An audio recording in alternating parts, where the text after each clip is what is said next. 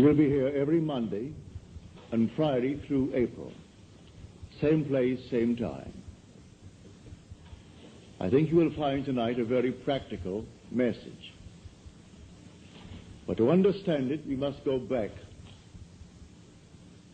and see if we really believe the same thing.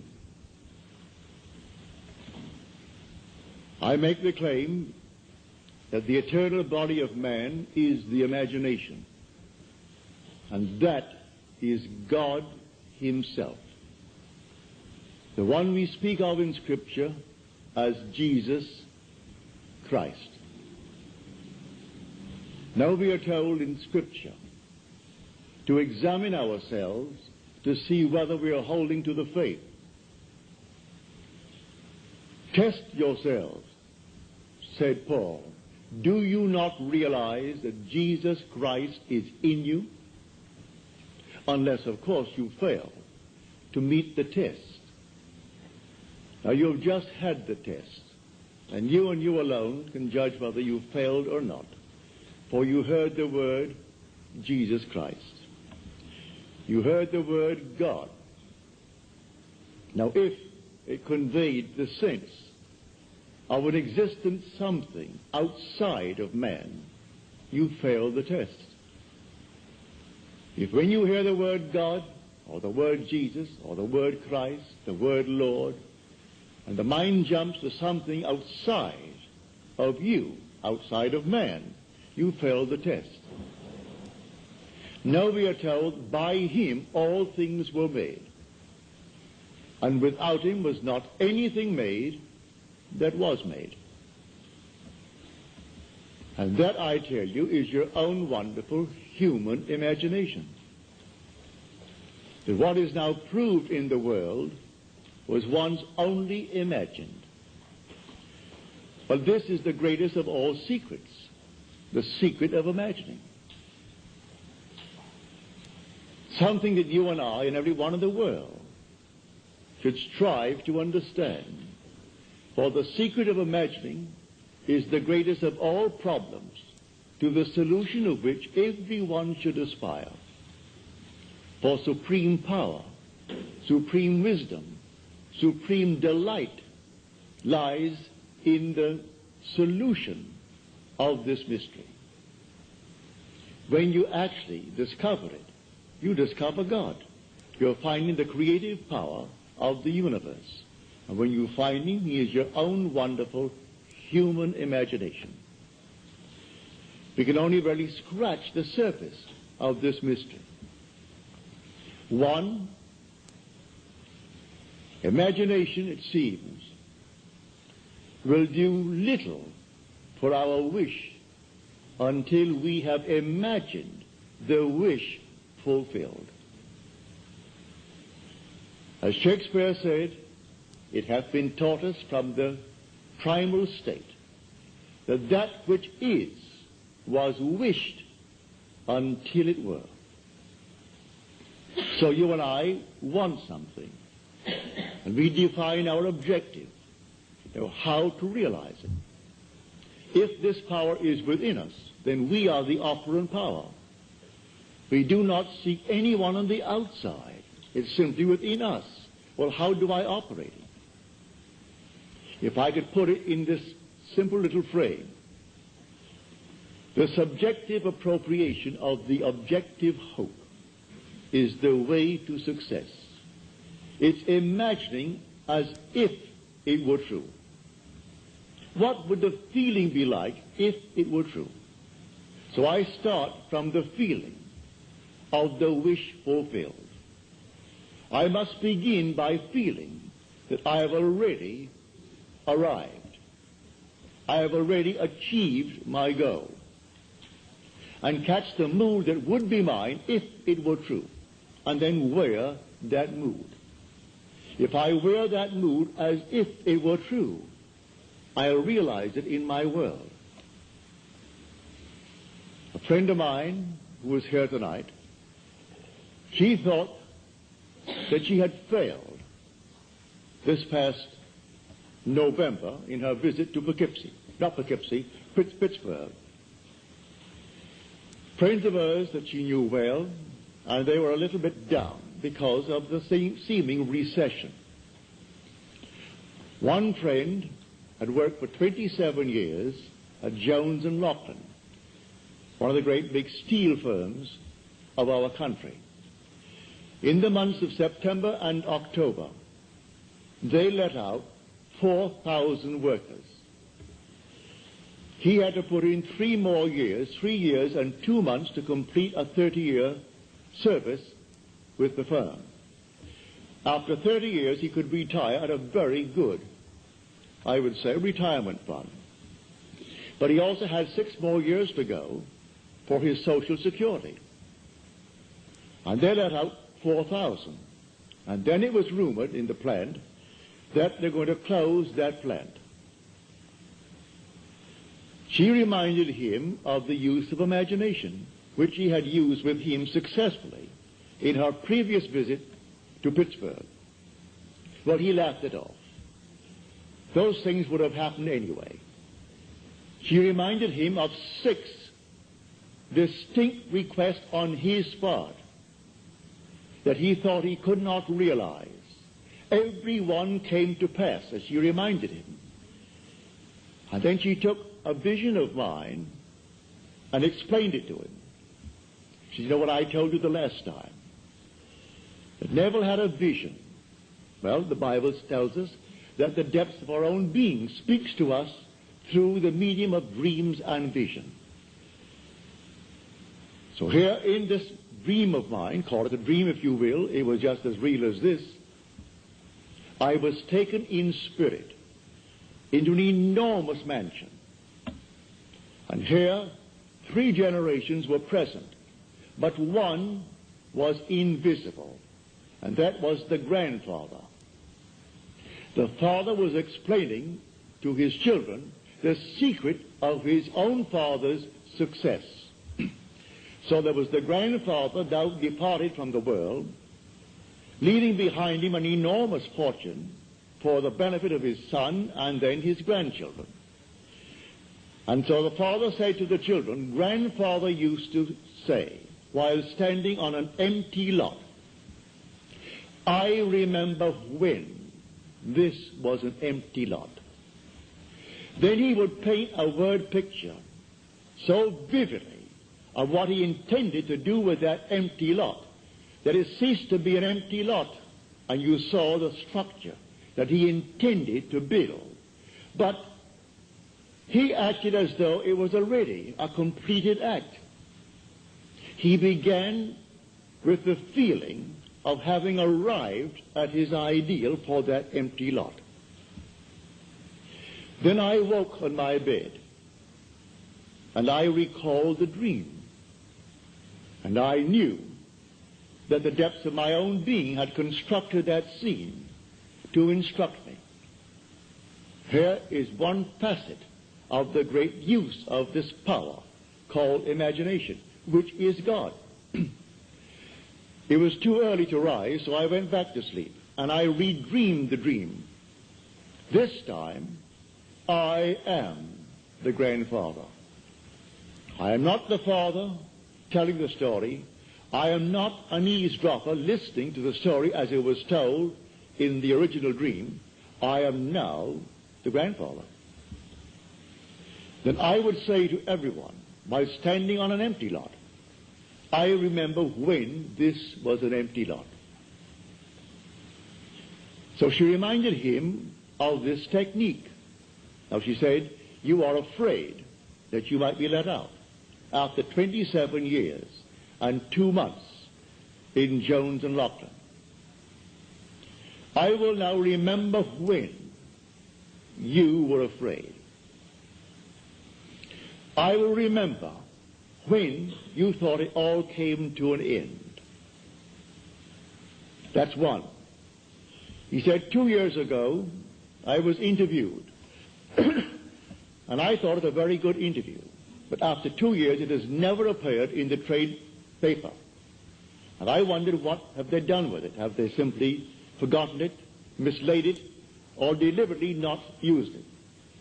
She said, I will read that magazine, and I'll be lifted up by it. It's humorously written, as you tell me. Well, I will take that book right now in my hand, that magazine, and I will read it, all about you. She went into 2 or 3 others. Then she returns. Now she's here tonight. She said, in December, I received the magazine. It's very well written and very, very humorous, all about this man. Then she said, I heard on the radio that Jones and Lachlan had decided not to close the plant, but instead to spend $13 million on the plant in modernizing. And then beginning January the 1st, to recall over 4,000 workers that they had let out. Now he is walking on air, but like all of these fellows, he will still forget it. He will still turn to a God outside of himself. This to him would have happened anyway. They would have spent the 13 million, brought back the 4,000. That thing that was found after 2 years and printed, oh, that would have happened. And man goes blindly on worshiping a false God because he does not know God. The only God is your own wonderful human imagination. The only name forever and forever that is his name is I am. So that is my name forever.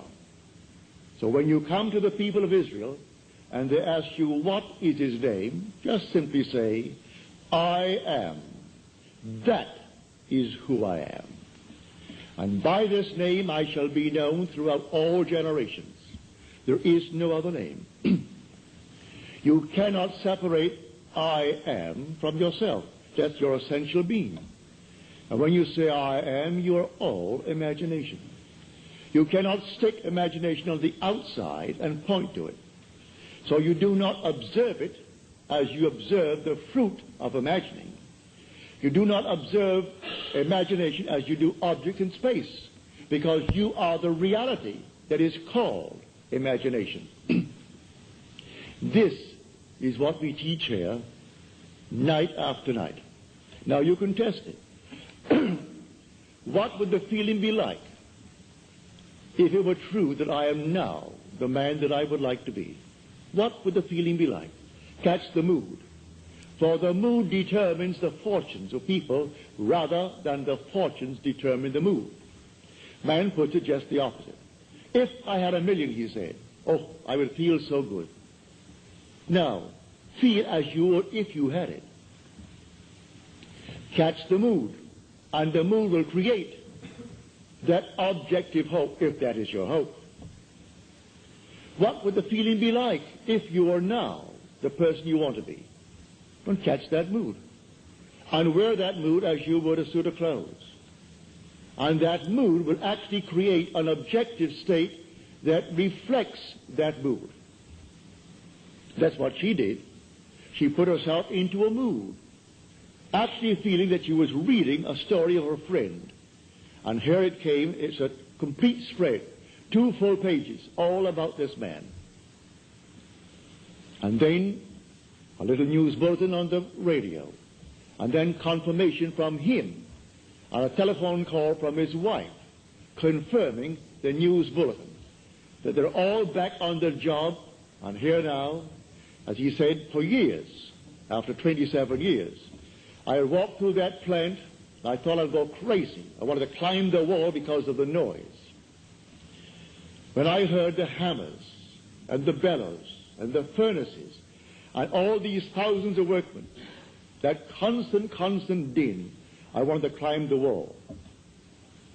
Now, after 4,000 were let out, my footsteps echoed through the entire area.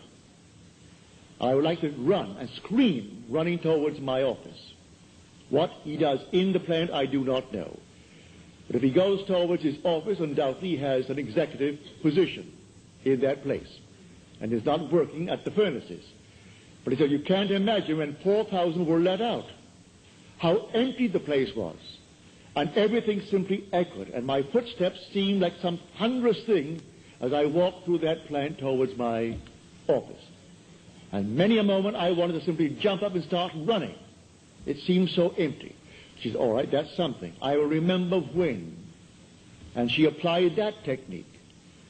When your footsteps scared you and you wanted to run towards the office. Now it's the clacker all over again.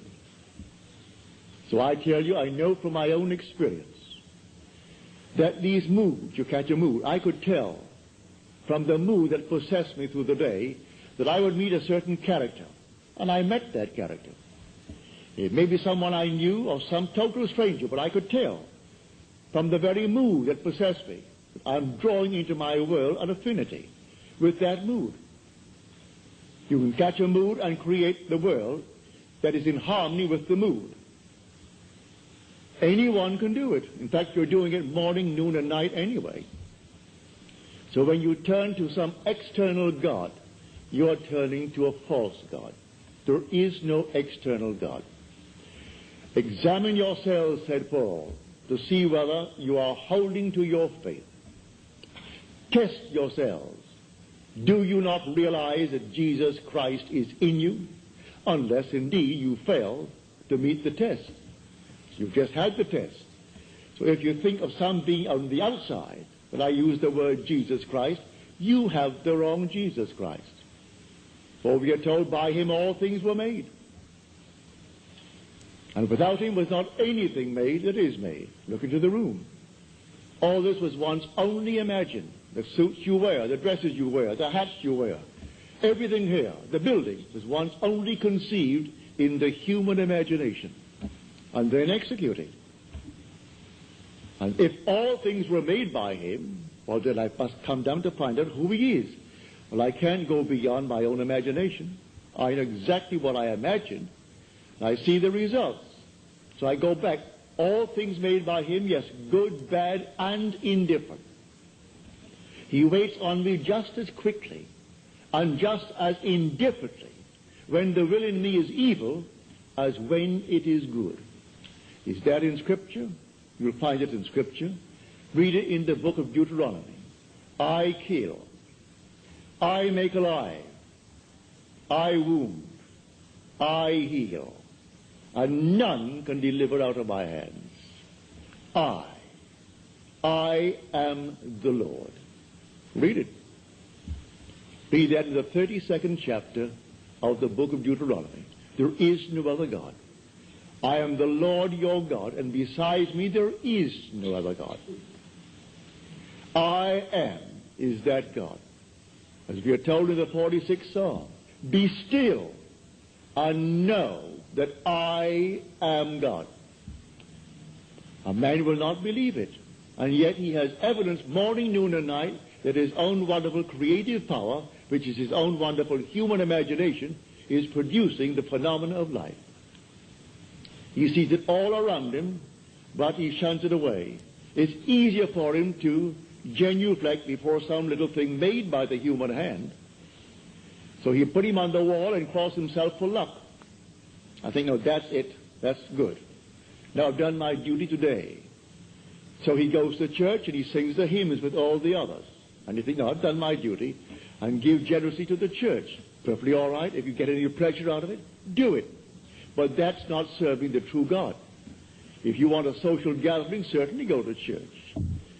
Go to the coffee breaks following the service and ask 1% of those who come out of service, what was the text today? And he will look at you with some vacant look. What? What was the text? What did he say? What was the theme of his subject today? They don't know. But it's a place to go on certain days of the year, especially on Christmas, on Easter, and days of that nature.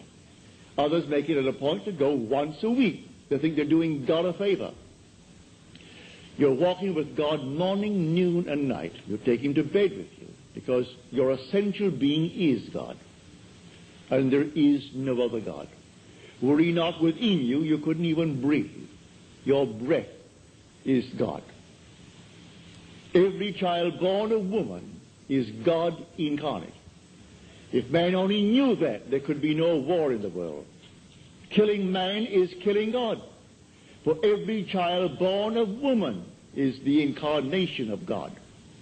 Whether you be black, yellow, pink, white, or any other color, there is no other being in this world but God. So the incarnation takes place every time a little child is born and it breathes and you spank it to get it to cry. That moment was the incarnation of God. How can you kill him? How can you hurt him?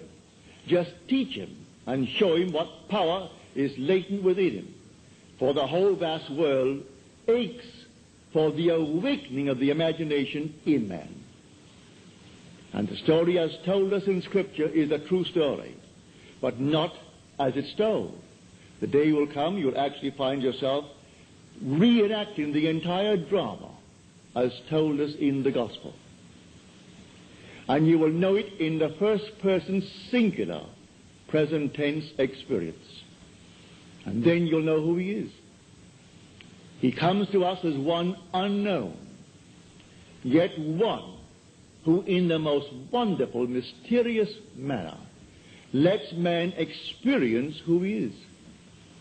And when you experience who he is, it's all about you. It's not about another. The whole vast drama is all about the individual that you see as a little child right in this wonderful world of ours. But here tonight, let us keep it on this level. And on this level tonight, when you dream of some wonderful objective in this world that is not yet realized, realize who the dreamer is. And the dreamer is God.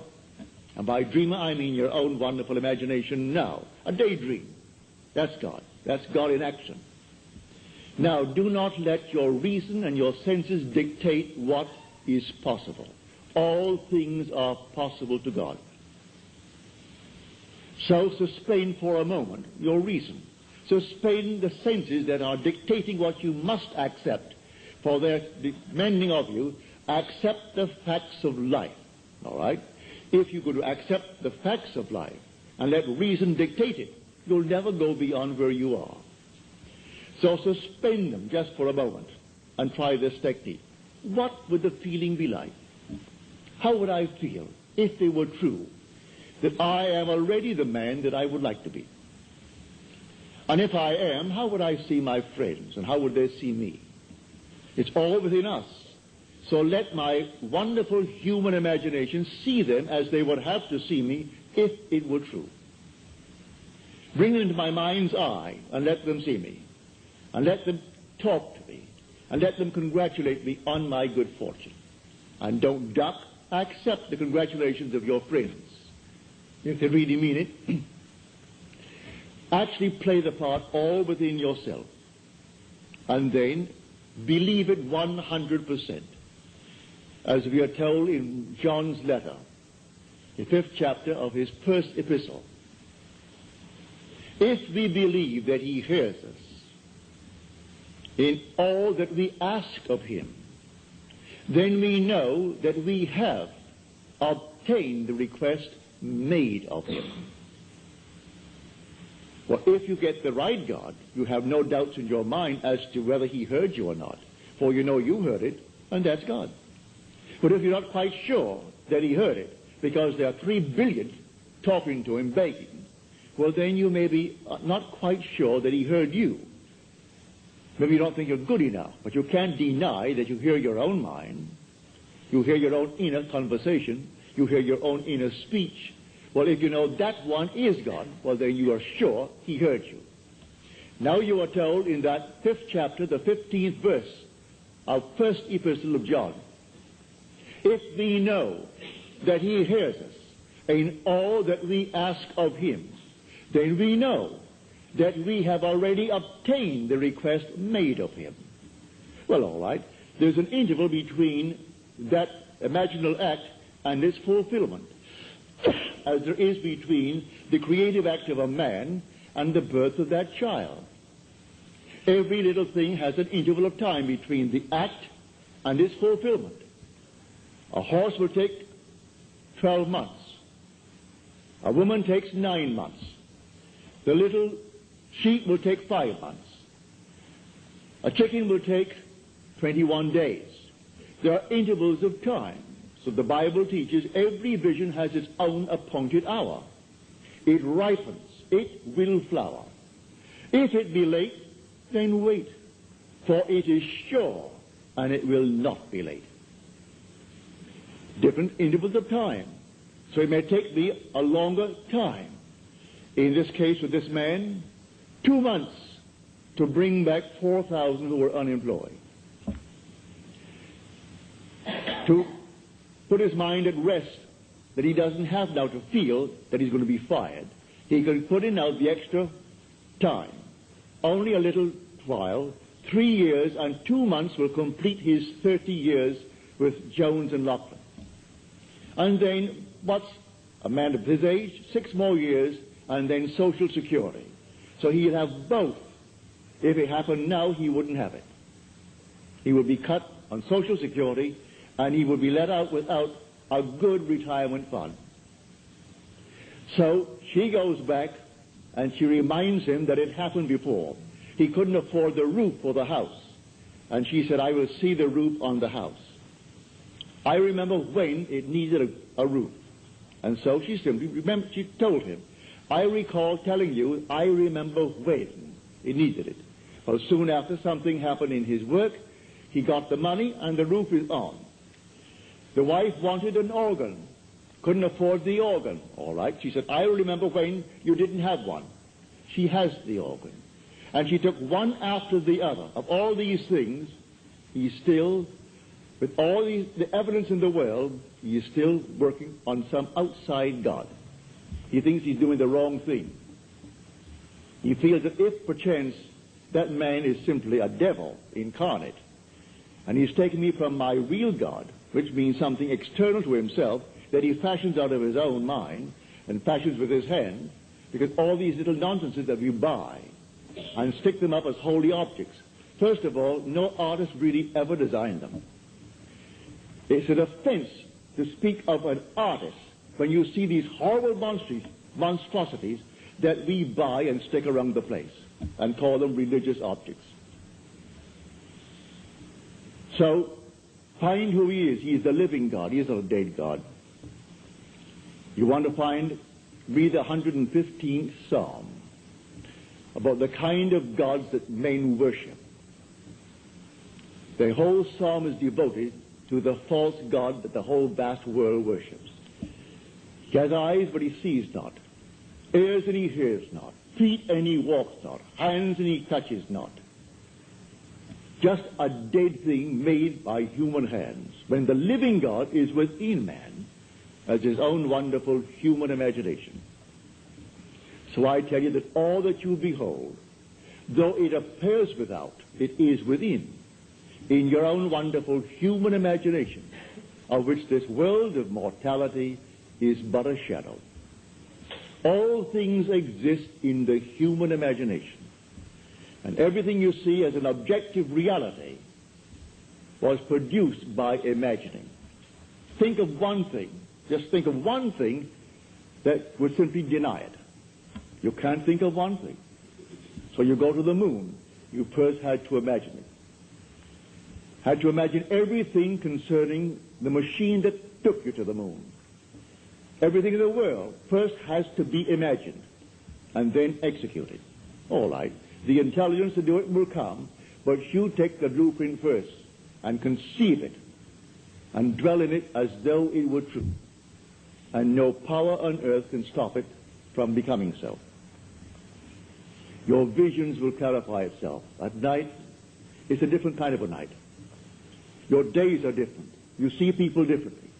You can't walk by any man and not see him God incarnate. You can't do it.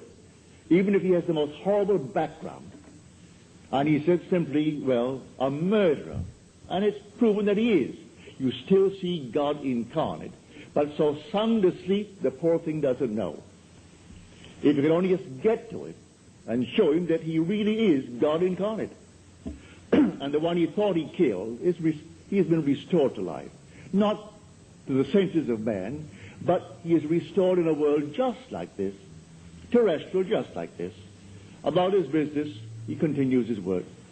until he too awakens from this dream of life. We all will awaken eventually, but why not start now? Start now to tell man who he really is. God and man are one. Man is all imagination, and God is man, and exists in us and we in him. The eternal body of man is the imagination, and that is God himself. Nothing but God in the universe.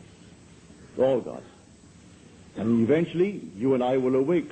And because God is one, not two, you and I are one. Without loss of identity. That's one of the strangest mysteries in the world. Without loss of identity, we are one. I know that from my own personal experience. We are one. And yet, I am individualized. And you are individualized. And we tend forever and forever toward ever greater and greater individualization. And yet, we are one. And I will bring that out to the best of my ability as we proceed with these series of lectures. You will hear it. But tonight, if you're here for the first time and you want something practical, you apply what I've told you. First, have an objective. You must have an objective. You can't say, well, I don't know what I want. Well, all right. Come back the next time. Ask yourself, what would I like of life? Don't be ashamed to name it, what would I like of life? Well, then, try to get some objective. Now, prayer, as far as I'm concerned, is nothing more than the subjective appropriation of the objective hope.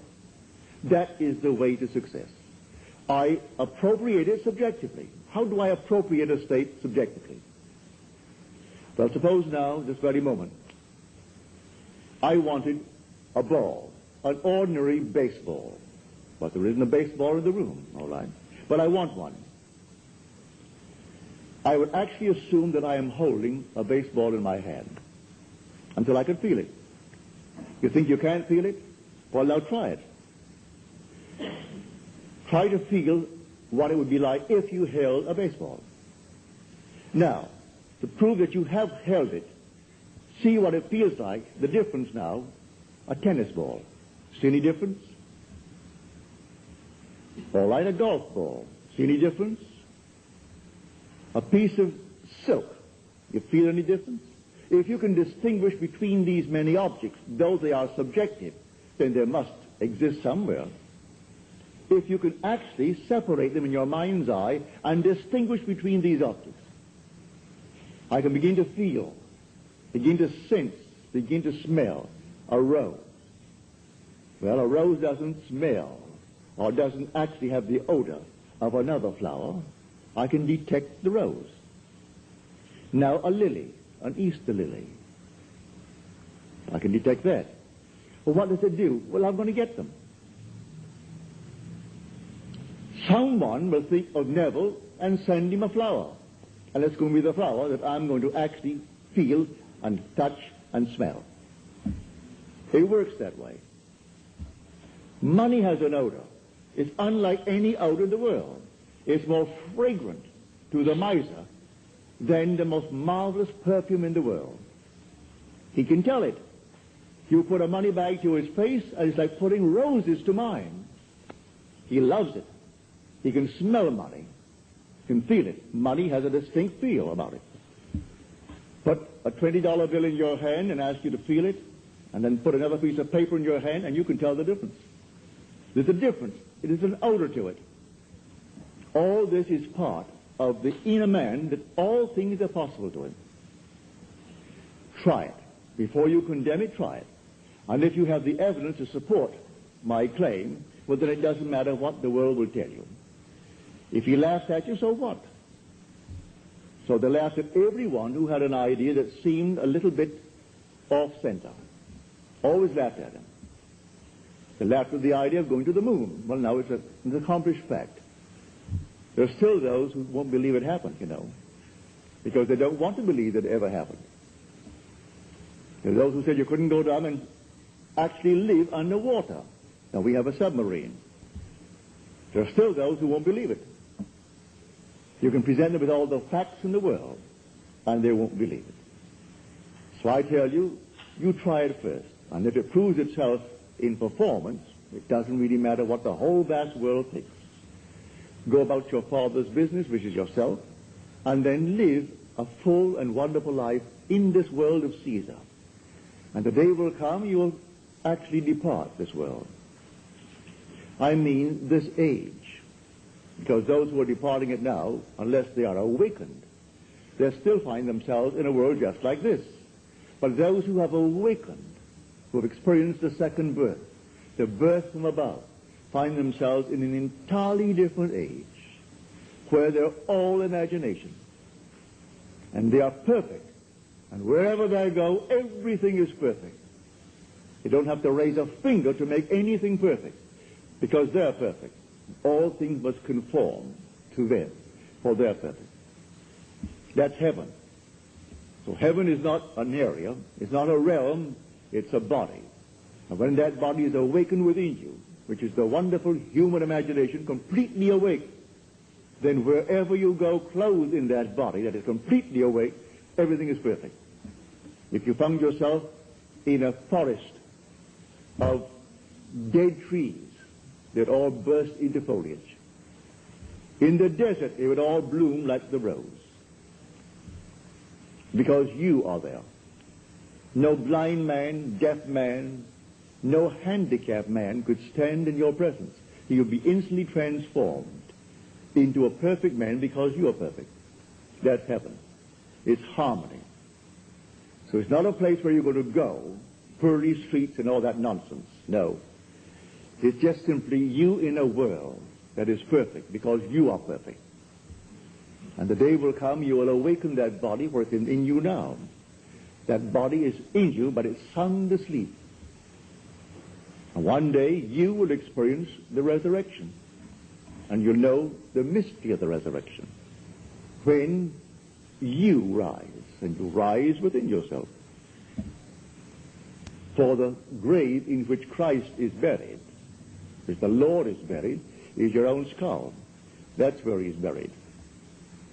And in that tomb where he is buried, one day he will awake, and he will come out of that tomb. And it's you who comes out of the tomb, and you'll know who you are. He is buried in every child in the world, this universal being, and yet one. Billions of us, and yet only one Lord. And that one Lord, in his fullness, is buried in you, individually. And when you awaken, you are he. So tonight, take a goal. Make it a lovely goal, either for yourself or for another. For any time that you exercise your imagination lovingly on behalf of another, you're mediating God to that other. So, bring a friend before your mind's eye. Represent him to yourself as the man or the woman that you would like them to be. And don't tell them, ask for no praise, just assume that they're talking to you and telling you the most marvelous news about themselves. And you congratulate them on that good news. And go your own way. Believe in the reality of that imaginal act.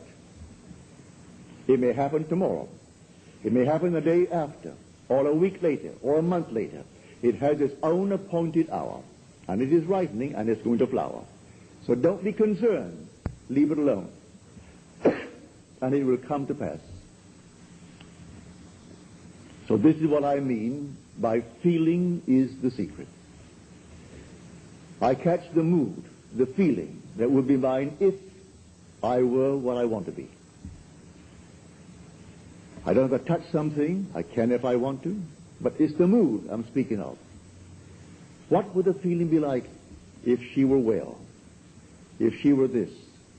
And then you catch it, just as though it is true. You always go to the end, and the end is where you begin. We're always imagining ahead of our evidence. So go to the end and feel the end. And then dwell in that end even though reason denies it and your senses deny it. You turn your back upon the doubters. That is your senses and what reason dictates. That's the hell or the devil or Satan in the world. That's the doubter. So you turn your back upon it. And then you walk as though things were as you want them to be. And living in that assumption, it slowly hardens into fact. Even though at the moment of the assumption it was denied by reason, an assumption, though false, if persisted in, will harden into fact. So you learn to assume and learn to persist in the assumption, and it will come to pass. Now let us go into the silence, after which we'll have questions.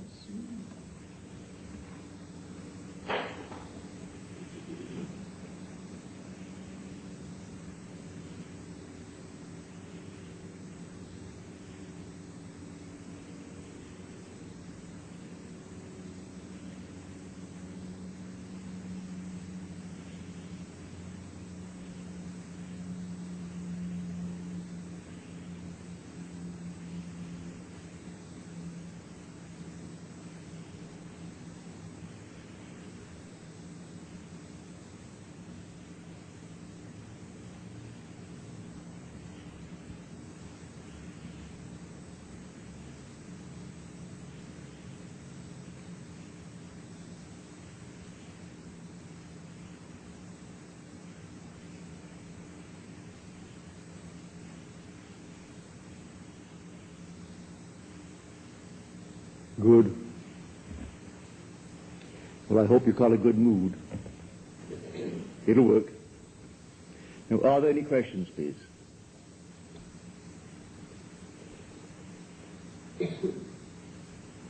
Any questions? Yes, sir.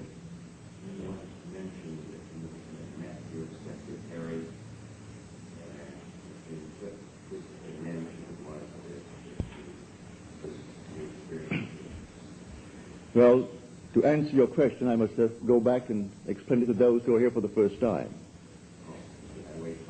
No. I make the statement based upon my own experience that nothing dies. And that's not only true of man, it's true of the flowers, of the animal world, of the trees, of everything. Nothing dies. I am the God of the living, not of the dead. So nothing dies. The little flower that blooms once, blooms forever. It's renewed by the seed of contemplative thought. Well, I had a wonderful friend and secretary. He died suddenly at the age of 50 when I was out here. I then lived in New York City. He was born in Haverstraw, New York, which is upstate New York. He lived in Manhattan and took care of my books and took care of all of my business affairs. When I got a cable saying that he was dead, they found his body on the floor the next morning when they went in to clean, and I must come back and take care of the funeral affairs. So I went back. I have two sister-in-laws. My wife is one of three girls. The other two are pillars of the Episcopal Church.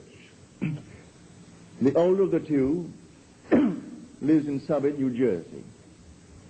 And she's always said to me, you know, I like you personally as a brother-in-law because you're kind to my sister and to your child, and for that I like you. But I don't believe one word you talk about. That's not my God. I said, all right. She said, I don't believe in immortality. Don't believe in survival. I said, you call yourself a Christian? She said, what has that to do with it? I said, did you realize that the Christian foundation is the fatherhood of God, the brotherhood of man, and life everlasting? You rub out one of these and it's going to collapse? No, she didn't say a word. She said, still don't believe what you teach. Certainly all right. Well, he died in August. I went back and took care of the funeral. In the next year, I presume around January or February, I found myself consciously in that world where Jack is. I do it time and time again. This does not restrain me.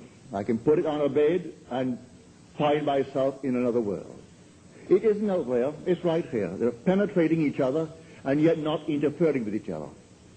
And here is Jack.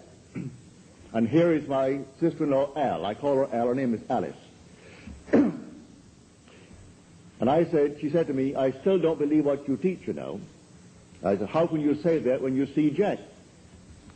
She said, what has Jack to do with it? I said, don't you know that Jack died? Jack then spoke to me, who's dead? I said, you aren't dead, Jack, but you died. I went to your funeral. I paid for it. I got you a good Catholic funeral, Jack. Because your sister insisted that you must be given a nice Catholic funeral. I didn't cremate you. I put you in holy ground, Jack. I got a priest, and the priest did all the little things he has to do, so you're very well planted. He looked at me as the most, well, I'm in